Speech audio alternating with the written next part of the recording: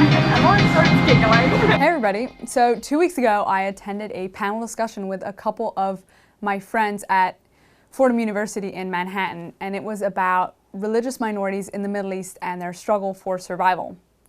I found this topic extremely interesting and very timely, and I actually was really excited about it, and since then I started reading a couple books with stories specifically about the persecution of Christians in the Middle East, but also in like Africa and in Asia and Indonesia and so on. This lecture and the books have really got me thinking. What did Jesus really mean when he said, "Whoever wants to be my disciple must deny themselves and take up their cross daily and follow me"? And then Jesus says even stronger words, "Whoever doesn't take up my cross is not worthy of me." So these people in the Middle East are facing the real risk of death, and often simply because they are Christian. So what about me? For many people, the cross is a religious symbol seen pretty much everywhere. Jewelry, tattoos, obviously on churches. But I wonder if we remember what the symbol really stands for. In biblical times, crucifixion was used by the Romans as one of the most brutal forms of punishment and used to put fear into everyone who would dare to stand up against Rome.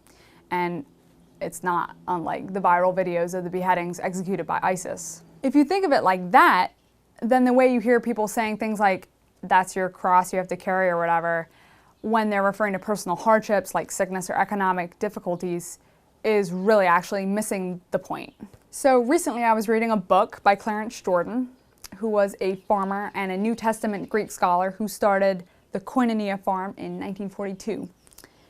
Koinonia was an interracial community in Americus, Georgia. One of Jordan's many missions was to translate the Gospels, Acts, and the letters to the early churches into then modern-day English because he felt that the words in traditional translations had lost their power through repetition.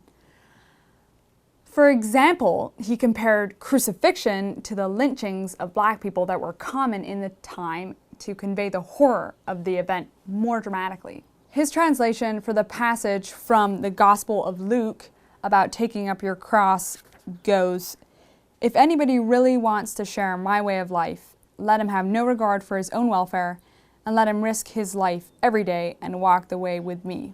If we read it this way, Jesus' call to us to take up our cross becomes more of a challenge to do something or to take something on voluntarily.